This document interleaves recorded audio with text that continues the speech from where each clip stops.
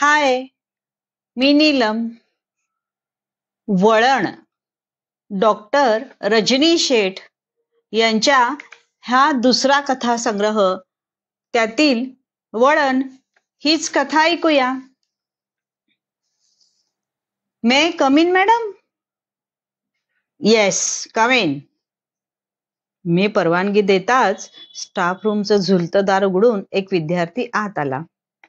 टेरिलिनची निळी bell bottom pant, बारीक डिझाईनचा पांढरा हाफ मॅनिला, मानेपर्यंत रुळणाऱ्या केसांचा व्यवस्थित पाडलेला भांग, पायात काळे सँडल्स, हातात वह्या पुस्तके, अशा या विद्यार्थ्याला कोणत्या तरी वर्गात पाहिल्याचे आठवेना. रोज कितीतरी विद्यार्थी नजरेसमोर दिसतात. त्या सर्वांची नावे लक्षात ठेवणं शक्यच नसतं. चेहरा मात्र ओळखीचा असल्याचं जाणवलं. ऑफ पिरियड असल्यामुळे स्टाफ रूम मध्ये वाचत मी आराम करीत होते. तिथे दुसरं कोणीच नव्हतं. तो विद्यार्थी खाली मान घालून तसाच उभा होता. अस्वस्थपणे हातातील पुस्तकांशी चाळा करीत होता. त्याला जे काही सांगायचं होतं ते कसं बोलावं या विचारानं तो संकोचात असावा. येस, त्याला बोलतं करण्यासाठी मी म्हटलं. माझं नाव नितीन गोडबोले. माझं जर्नल हरवलंय. मग मी भिवया उंचवल्या. परीक्षा 10-15 दिवसावर येऊन ठेपली आहे. आजारी असल्याने मागच्या टर्मला मी परीक्षेस बसू शकलो नाही आणि ह्या मधल्या दिवसात जर्नल कोठेतरी गहाळ झाला आहे. शोधून काढा ते. जर्नल सगळीकडं शोधून झालं, ते कोठेच सापडत नाही, म्हणून तर मी तुमच्याकडे आलो आहे. जर्नल परीक्षेच्या वेळी नसलं तर नाही का चालणार? त्यानं विलक्षण उत्सुकतेनं विचारलं. मुळीच नाही चालणार. तुम्हाला ते करावंच लागेल, मी ताडकन म्हणाले. पण मी आत्ता जर्नल करत बसलो तर अभ्यास केव्हा करणार? ते काही करा, कोणतीही सबब चालणार नाही. You must complete your journal. You can go now. खडसावून मी त्याला निरोप दिला. पडेल चेहऱ्याने तो निघून गेला. त्याचे निळसर घारे डोळे स्वप्नाळू आणि पाणीदार होते. चेहरा निरागस व करून वाटावा असा आहे हे माझ्या लक्षात आलं. आशा भरल्या त्याच्या नयनात जाता जाता निराशा ओतप्रोत भरली होती. परीक्षा अगदी तोंडावर आली असताना त्याचे जर्नल हरवायचे मलाही हळहळ वाटली. पण माझा नाईलाज होता. नियम म्हणजे नियम. जर्नल हरवण्या इतके विद्यार्थ्यांनी निष्काळजी व बेजबाबदार राहणं हे मला मुळीच खपत नव्हतं. शिस्तीच्या कडकपणाबद्दल मी प्रसिद्ध होते. अभ्यासाच्या बाबतीत मी कधीच ढिलाईचं धोरण अवलंबित नव्हते. मग विद्यार्थी कोणीही असो. कोणाची तरी ओळख सांगून आपलं काम करून घ्यायला आलेल्या वशिलाच्या तट्टूला तर मी धारेवर धरत असे. अशा गोष्टींनी संतापून जात असे. खरं तर इंजिनिअरिंग कॉलेजमध्ये मी एक स्त्री प्राध्यापिका हाच या गावात अनेकांना कुतूहलचा विषय होता. वृक्ष ओसाड वातावरणात हिरवळ दिसावी त्याप्रमाणे माझ्याकडे सारे नवलानं बघत. पाण्यातल्या कमलपत्राप्रमाणे मी सर्वांपासून अलिप्त राहत होते. आपण भलं की आपलं काम भलं अशी वृत्ती धारण केली होती. त्यात माझा रागीट स्वभाव अनेकांना काट्याप्रमाणे टोचत होता. कठोर शब्दांच्या वाग्बाणांनी मी कित्येकांना घायाळ केले होते. माझ्या भांगारी मला कडक लक्ष्मी, जगदंबा यासारखी विशेषणं मिळतात हे मला ठाऊक होतं, पण त्याची मला पर्वा नव्हती. सुरक्षितपणे नोकरी करायची म्हटल्यावर आजूबाजूच्या फडफडणाऱ्या भुतावळीला फटकळपणं मला भाग होतं. त्यामुळे तर मला छेडण्याचं सतावण्याचं साहस कोणाला नव्हतं. मी माझा दरारा ठेवून होते. 2-3 दिवसानंतरची गोष्ट. बी वरचा माझा पिरियड संपवून मी परत येत असताना एका तरुणाने मला गाठलं. मी प्रश्नार्थक मुद्रेनं त्याच्याकडे पाहताच तो म्हणाला, आपल्याशीच काम आहे, चला माझ्याबरोबर. स्टाफ रूम मध्ये आल्यावर पंखा सुरू करून मी खुर्चीवर बसले व समोरच्या खुर्चीकडे बोट दाखवून म्हणाले, बसा. खुर्चीवर बसत त्याने स्वतःची ओळख करून दिली. मी भास्कर गोडबोले. माझ्या चेहऱ्यावरचा गोंधळ पाहून त्याने पुढे खुलासा केला, परवाच माझ्या भावाने नितीनने तुमची भेट घेतली. त्याचं जर्नल हरवलंय. त्या संबंधात तुमच्याशी बोलायला आलो होतो. आय एम सॉरी, मी काहीच करू शकत नाही. चटकन सावध होऊन मी म्हटलं. माझं बोलणं पुरतं ऐकून तर घ्या, मग काय तो निर्णय घ्या प्लीज. ते आजीजीनं बोलत होता. माझ्या मनात आलं, ऐकून घ्यायला काय हरकत आहे, मग बघू काय ते. ठीक आहे, सांगा. नितीन मध्यंतरी आजारी पडल्याने परीक्षेला बसू शकला नाही. सांगितलं मला त्यानं ते. पुढं बोला. अजूनही त्याची तब्येत बरी नाही. डॉक्टरांची ट्रीटमेंट सुरू आहेच. काय होतंय त्याला? मी सहजच विचारलं. Blood cancer. काय सांगता? मी ओरडलेच. होय, म्हणूनच तर तुम्हाला विनंती करायला आलो होतो. डॉक्टरांना त्याच्या आयुष्याची खात्री नाही. या परीक्षेचा रिझल्ट लागण्यापूर्वीच तो जगाचा निरोप घेईल असं डॉक्टरांचे मत आहे. त्याचा स्वर गदगदला. ओ, व्हेरी बॅड. जर्नल पूर्ण करून पाहिजे असं तुम्ही सांगितल्यापासून तो त्याच्याच मागे लागला आहे. गेल्या 2 रात्रीत क्षणभरही झोपला नाही. अशाने त्याची प्रकृती लवकर आणि अधिकच बिघडेल, म्हणून त्याला जर्नलच्या बाबतीत सवलत द्या प्लीज. त्याला हे ठाऊक आहे का? नाही. आपली तब्येत बरी नाही हे तो जाणून आहे, पण ब्लड कॅन्सर सारखा भयानक रोग जडला आहे हे आम्हीच त्याला कळू दिलं नाही. म्हणून तर तो आमचं न ऐकता तो अभ्यास करतो आहे. पास व्हायचंच हा त्याचा ध्यास आहे. अभ्यासात त्याचं मन रमतं, म्हणून आम्ही त्याला मनाई करत नाही. हुशार, अभ्यासू नितीनला स्वतःच्या दुष्ट आजाराबद्दल कळलं तर तो धक्का सोसणार नाही. त्याचे शेवटचे दिवस शक्यतो सुखात जावेत, म्हणून आम्ही त्याच्या इच्छेआड येत नाही. त्याला परीक्षेला बसायचं आहे, मग करताना त्याचा विचार. तो रुमालाने डोळे पुसत होता. क्षणभर विचार करून मी म्हटलं, ठीक आहे, माझ्याकडून शक्य होईल तेवढी मी त्याच्यासाठी करेन. थँक्यू व्हेरी मच, म्हणून तो निघून गेला. माझ्या डोक्यात गुंता वाढत चालला होता. नितीन गोडबोले. ऐन फुलण्याच्या वयात त्याच्यावर मृत्यूची काळी छाया. ऍडमिशन देताना मेडिकल फिटनेसचं सर्टिफिकेट देतात, पण माणसांचं जीवन स्थिर कोठे असतं? त्यात किती चटकन स्थित्यंतरे होतात. परवापर्यंत नखात रोग नसणाऱ्या निरोगी नितीनच्या शरीरात आज सर्वनाशी रोगानं चांगलंच ठाण मांडलं आहे. पुराणे आपल्या पाण्याबरोबर इतर वस्तूही वाहून न्याव्यात, त्याप्रमाणे हा रोग जाताना आपल्याबरोबर नितीनला, त्याच्या साऱ्या सुखस्वप्नांना व आशाकांक्षांना घेऊन जाणार. का ही कठोर शिक्षा?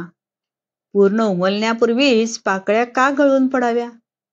जीवन उजळण्यापूर्वीच काळोखात का पडून जावं?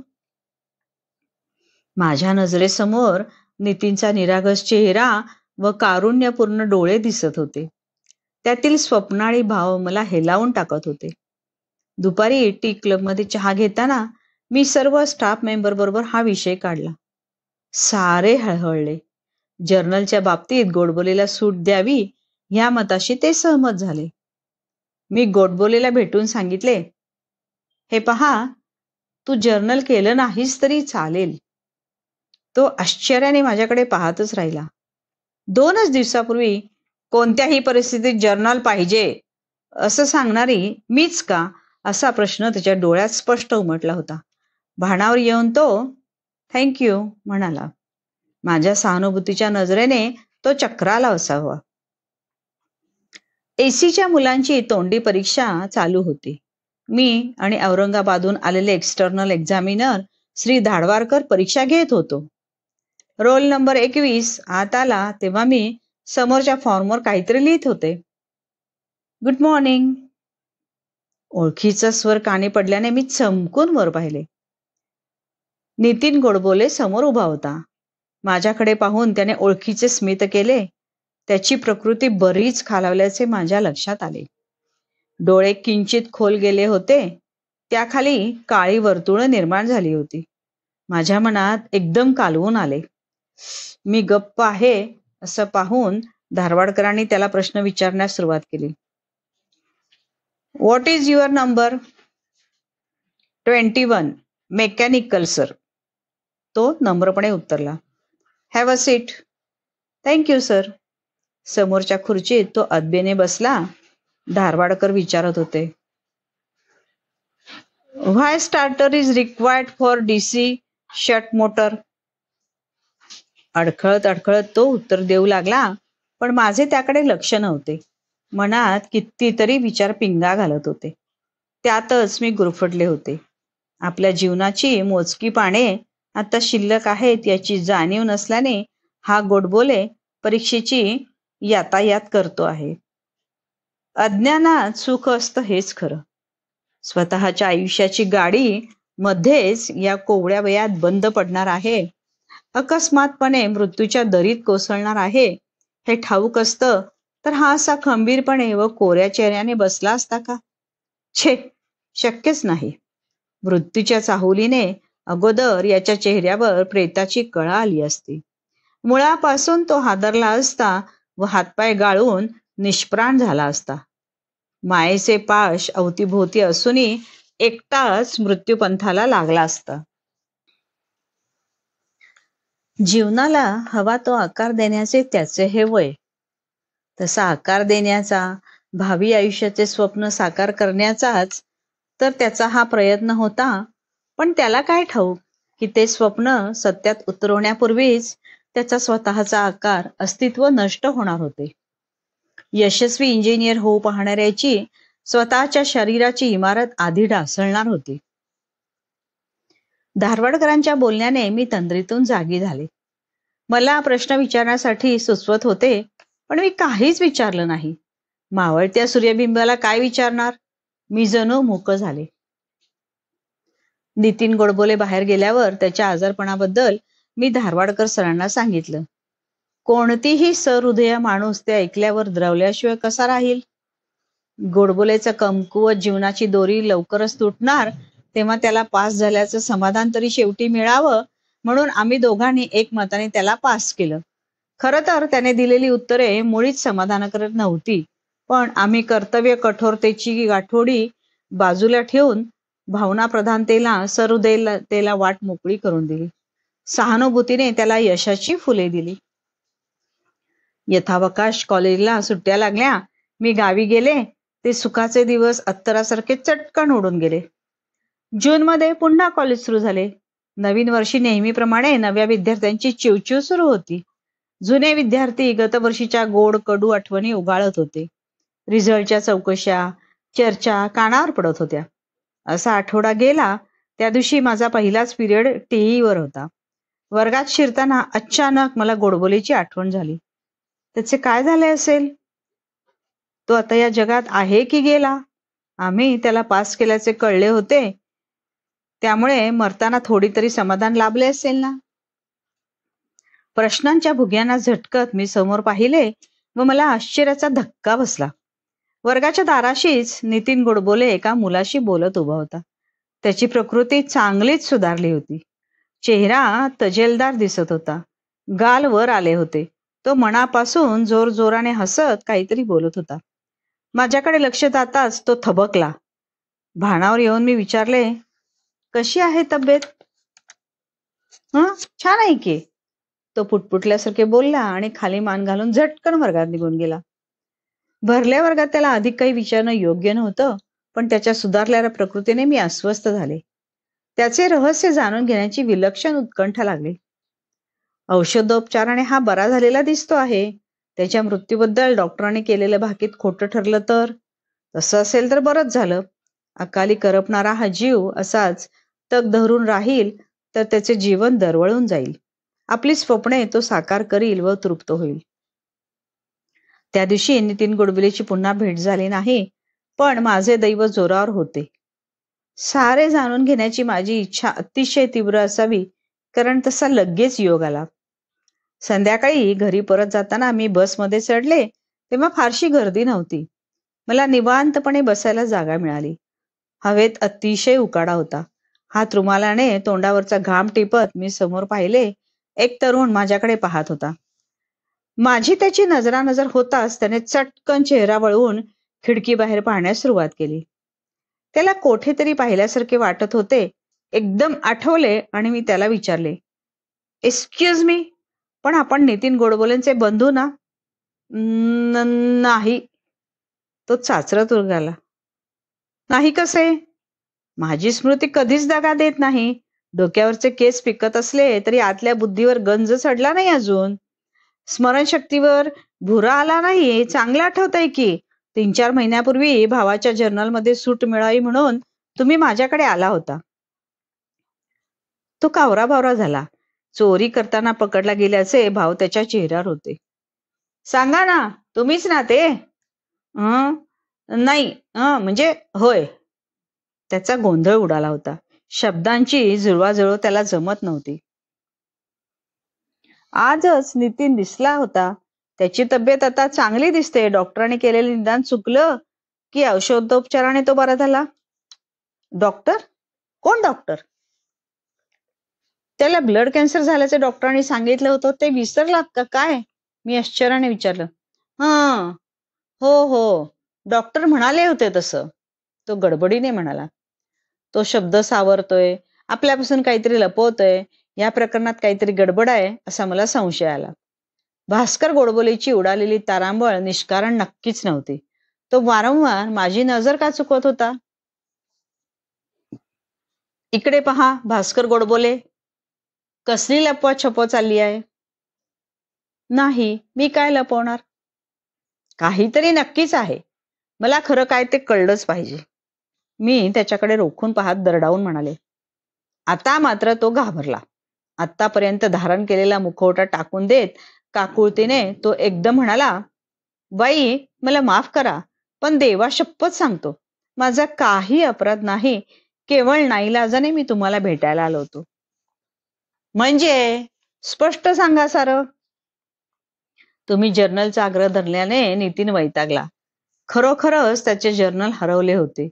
परीक्षा जवळ आली तरी त्याने काहीही अभ्यास केला नव्हता. नाटक, सिनेमा पाहणे, मित्रांबरोबर भटकणे व चकाट्या पिटणे यातून सवडच झाली नव्हती.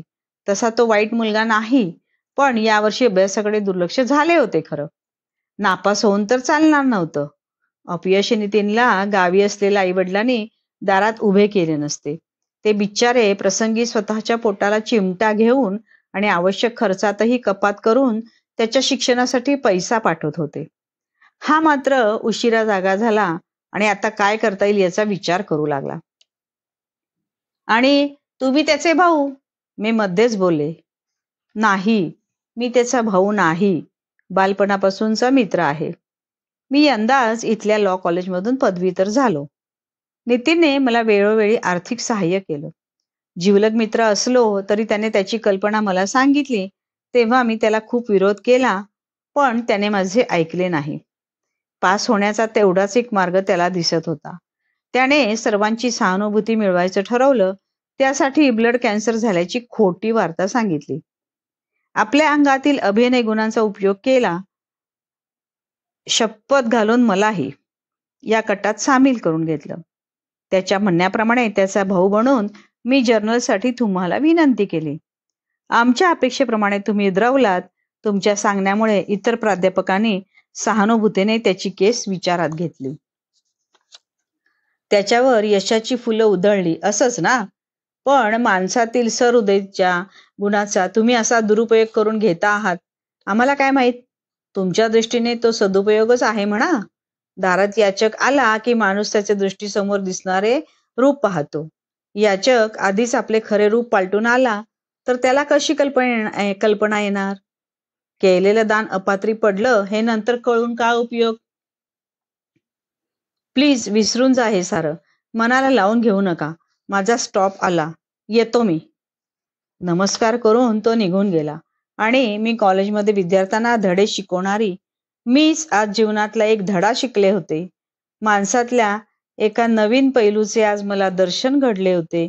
जे घडलं नसतं तर बरं झालं असतं असं वाटत होतं. प्रसंग विसरणं शक्यच नव्हतं. दुःखद घटनाही कायमच्या स्मरणात राहतात. अकाली मृत्यू आल्याने नितीन गोडबोले जीवनाला हवा तसा आकार देऊ शकणार नाही म्हणून मी हळहळले होते, पण त्याने ह्या वयातच नको तो आकार दिला होता. जे सरळ मार्गाने मिळत नाही ते आडमार्गाने मिळवण्यास या वयातच तो शिकला होता. हे वळण त्याच्या जीवनाची गाडी अखेर कोठे घेऊन जाणार होते ते देवच जाणे. मी सुन्नपणे खिडकीबाहेर पाहत होते. बाहेरचा अंधार बसमध्ये शिरत होता. त्याने माझ्या मनालाही व्यापून टाकले होते.